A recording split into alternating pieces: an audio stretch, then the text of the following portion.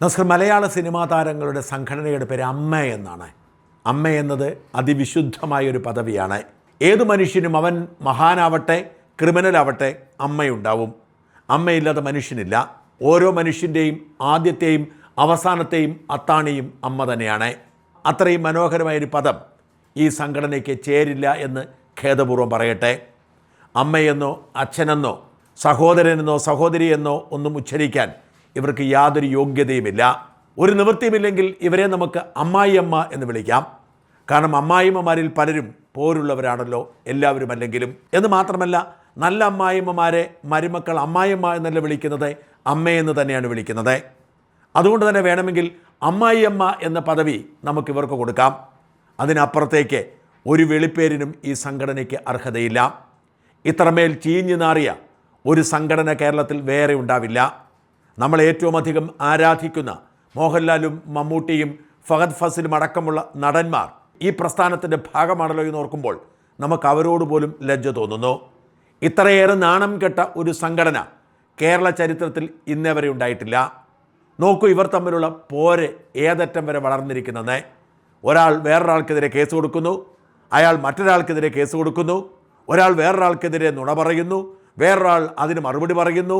അങ്ങോട്ടും ഇങ്ങോട്ടും കേസും നുണയും ആരോപണങ്ങളും തമ്മിൽ തല്ലും അടിപിടിയും പിരിച്ചുവിടലും രാജിവെപ്പലും രാജിനിഷേധിക്കലുമൊക്കെയായി ആകപ്പാടെ നാണം കെട്ട് ലോകത്തൊരു സംഘടനയ്ക്കും ഇല്ലാത്ത ഗതികെട്ട അവസ്ഥയിലേക്ക് അമ്മ മാറിയിരിക്കുന്നു. ഒരു കാര്യം ദയവായി ഈ സിനിമാ താരങ്ങൾ മനസ്സിലാക്കണം.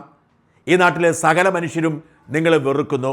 നിങ്ങളുടെ സംഘടനയുടെ പേര് കേൾക്കുമ്പോൾ, നിങ്ങളുടെ ഈ ഇച്ചിച്ചി പോര് കാണുമ്പോൾ നിങ്ങളുടെ സിനിമ പോലും കാണരുതേ എന്ന് ജനങ്ങൾ ആഗ്രഹിച്ചു തുടങ്ങി.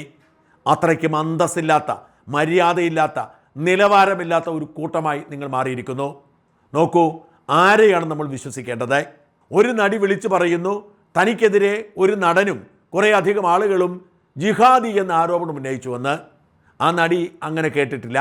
ആ നടിയോട് മറ്റൊരു നടി പറഞ്ഞത്രേ. എന്നിട്ട് പോലീസിൽ കൊണ്ട് പരാതി കൊടുക്കുന്നു.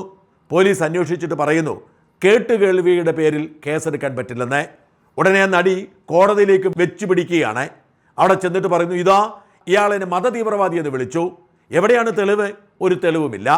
പക്ഷേ തെളിവുകളൊക്കെ ഉണ്ടേ എന്ന തരത്തിൽ നല്ലൊരു കംപ്ലൈൻറ്റ് കൊടുത്തതോടെ സ്വാഭാവികമായും കോടതി FIR രജിസ്റ്റർ ചെയ്യാൻ പറയും. പോലീസ് നേരത്തെ അന്വേഷിച്ച് നിലനിൽക്കില്ല എന്ന് പറഞ്ഞ് കേസെടുക്കാൻ പറ്റില്ല എന്ന് പറഞ്ഞ കേസാണ്. പക്ഷേ കോടതി പറഞ്ഞതുകൊണ്ട് പോലീസിന് കേസെടുക്കേണ്ടി വരും. എന്തെല്ലാം വകുപ്പാണ്! സ്ത്രീത്വത്തെ അപമാനിച്ചു, മതതീവ്രവാദി എന്ന് വിളിച്ചു, അതീവ ഗുരുതരമായ കുറ്റകൃത്യങ്ങൾ ചുമത്തിയിരിക്കുന്നു. ഇനിയിപ്പോൾ ടിനി ടോമിന് മുൻകൂർ ജാമ്യത്തിന് പോകണം. അതിനുവേണ്ടി മുതിർന്ന അഭിഭാഷകരെ ചുമതലപ്പെടുത്തണം. അല്ലെങ്കിൽ കേസ് നിലനിൽക്കില്ല, ക്വാഷ് ചെയ്യണമെന്നാവശ്യപ്പെട്ട് ഹൈക്കോടതിയെ സമീപിക്കണം.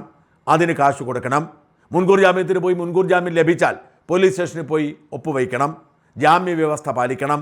അങ്ങനെ എന്തെല്ലാം നൂലാമാലകൾ. തീർന്നില്ല. അതേ നടി തന്നെ മറ്റ് 2 നടിമാർക്കെതിരെ മറ്റൊരു കേസ് കൂടി കൊടുത്തിരിക്കുന്നു.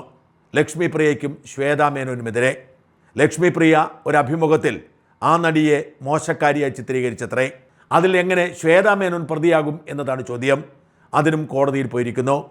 അങ്ങോട്ടും ഇങ്ങോട്ടും കോടതി കേസ്, ആകപ്പാടെ നാണക്കേട്. ഇതിനിടയിലായിരുന്നു അമ്മയുടെ ഒരു യോഗം നടന്നത്. യോഗത്തിൽ തുടക്കം മുതൽ ഒടുക്കം വരെ അടിപിടിയായിരുന്നു. അടിപിടിക്കൊടുവിൽ വികാരഭരിതയായി താൻ പ്രസിഡന്റ് സ്ഥാനത്ത് നിന്ന് രാജിവെക്കുന്നു എന്ന് പറഞ്ഞ് ശ്വേതാ മേനോൻ ഇറങ്ങിപ്പോന്നു.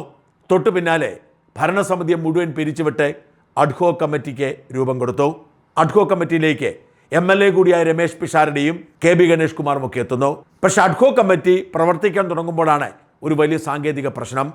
പിരിച്ചുവിട്ടതിൻ്റെ തെളിവൊന്നുമില്ല, രാജിവെച്ചതിൻ്റെ തെളിവുമില്ല.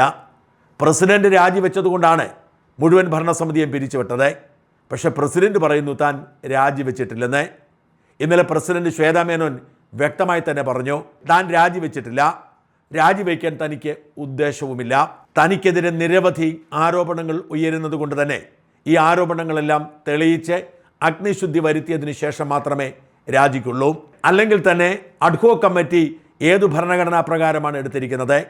അമ്മയുടെ ഭരണഘടനയിൽ അങ്ങനെയൊന്നില്ല. ഭരണസമിതി പിരിച്ചുവിട്ട് തെരഞ്ഞെടുപ്പ് നടക്കുകയാണെങ്കിൽ അതുവരെ നിലവിലുള്ള ഭരണസമിതിയാണ് ഭരണം നടത്തേണ്ടത്. ഇതുതന്നെയായിരുന്നു മോഹൻലാലിൻ്റെ നേതൃത്വത്തിലുള്ള ഭരണസമിതി പിരിച്ചുവിട്ടപ്പോഴും സംഭവിച്ചത്. പിന്നെ തങ്ങളെങ്ങനെ പുറത്താക്കപ്പെടും? ഇതോടുകൂടി അക്ഷരാർത്ഥത്തിൽ അമ്മ എന്ന സംഘടന വീണ്ടും വെട്ടിലായി. ശ്വേതാ മേനോൻ രാജിവെക്കാത്തിടത്തോളം അഡ്ഹോക് കമ്മിറ്റിക്ക് പ്രസക്തിയില്ല. അഡ്ഹോക് കമ്മിറ്റി ചേരണമെങ്കിൽ, തീരുമാനമെടുക്കണമെങ്കിൽ നിയമപരമായി നിലവിലുള്ള കമ്മിറ്റി ഇല്ലാതാവണം. താൻ രാജിവെച്ചിട്ടില്ല, താനിപ്പോഴും അമ്മയുടെ പ്രസിഡൻ്റാണ് എന്ന് ശ്വേത പറഞ്ഞാൽ അഡ്ഹോക് കമ്മിറ്റിക്ക് യാതൊരു പ്രസക്തിയുമില്ല. നോക്കൂ എന്തൊരവസ്ഥയാണെന്ന്. അതിനിടയിൽ അമ്മയിൽ നിന്ന് തന്നെ രാജിവെക്കുന്നവരുടെ എണ്ണം പെരുകി വരുന്നു. യാദൃച്ഛികമായി സിനിമാ നടനായ എഴുത്തുകാരനും സാംസ്കാരിക പ്രവർത്തകനുമായ ജോയി മാത്യു ഇതൊക്കെ കണ്ട് മനം മടുത്ത് എക്സിക്യൂട്ടീവ് കമ്മിറ്റി അംഗത്വം മാത്രമല്ല അമ്മയുടെ അംഗത്വവും രാജിവെച്ചൊഴിഞ്ഞു. നടൻ ജയൻ ചേർത്തലയും കൈലാഷുമൊക്കെ അമ്മ തന്നെ ഉപേക്ഷിച്ച് ഓടി രക്ഷപ്പെട്ടു. നോക്കുക, ഭാരവാഹിത്വത്തിന് വേണ്ടി തമ്മിൽ തല്ലിയവരൊക്കെ അമ്മയുടെ അംഗത്വം പോലും ഉപേക്ഷിച്ചോടുന്നു. മമ്മൂട്ടി ഇനി ഒരിക്കലും അമ്മയുടെ പരിസര പ്രദേശത്തേക്ക് പോലും എത്തില്ല എന്ന് സുഹൃത്തുക്കളോട് പറഞ്ഞു കഴിഞ്ഞു. മോഹൻലാലിന് അമ്മയോടുള്ള ഇഷ്ടം മറക്കാൻ പറ്റുന്നില്ല. എങ്കിൽ പോലും അമ്മയെ ഉപേക്ഷിക്കാനുള്ള സമ്മർദ്ദം മോഹൻലാലിനുമുണ്ട്. ബുദ്ധിമാന്മാരായ ഫഹദ് ഫാസിലും കുഞ്ചാക്ക ബോബനും പൃഥ്വിരാജുമൊന്നും ഒരു കാലത്തും അമ്മയിലേക്ക് തിരിഞ്ഞു നോക്കിയിട്ടില്ല. മന്ത്രി ആയതുകൊണ്ട് തിരക്കാണെന്ന് പറഞ്ഞ് സുരേഷ് ഗോപിയും സ്ഥലം കാലിയാക്കുകയാണ്. വന്നിട്ടും പോയിട്ടും അമ്മയിൽ ആകെ അവശേഷിക്കുന്നത് ഒരു സിനിമയും ഇല്ലാത്ത കുറേ താരങ്ങളും വീട്ടിലിരുന്ന് അമ്മയിൽ നിന്നും സഹായം കൈപ്പറ്റുന്ന റിട്ടയർ ചെയ്ത താരങ്ങൾ മാത്രമാണ്. ഈ കോലാഹലത്തിൽ നഷ്ടം റിട്ടയർ ചെയ്ത മുതിർന്ന നടീനടന്മാർക്കാണ്. വല്ലപ്പോഴുമൊക്കെ ഒരുമിച്ച് വന്ന് തങ്ങളുടെ സഹപ്രവർത്തകരെ കാണാനും സാമ്പത്തിക പ്രതിസന്ധി ഉള്ളപ്പോൾ ചികിത്സയടക്കമുള്ള കാര്യങ്ങൾക്ക് സാമ്പത്തിക സഹായം കൈപ്പറ്റാനുമുള്ള ഉപാധിയായിരുന്നു അമ്മ. അതുകൂടി ഇല്ലാതാക്കിയിരിക്കുന്നു. അമ്മയെന്ന് പേര് കേൾക്കുമ്പോൾ തന്നെ ആളുകൾ അപഹസിക്കുന്ന തലത്തിലേക്ക് കാര്യങ്ങൾ നീങ്ങിയതോടെ പൊതുസമൂഹത്തിന് ഒരൊറ്റ അപേക്ഷ മാത്രമേ ബാക്കിയുള്ളൂ. ദയവായി അമ്മയെന്ന് പേര് മാറ്റി അമ്മായിയമ്മ എന്നാക്കി അമ്മയെന്ന മനോഹരമായ പദത്തിൻ്റെ അന്തസ്സ് കാത്തുരക്ഷിക്കണം എന്ന അപേക്ഷ മാത്രം.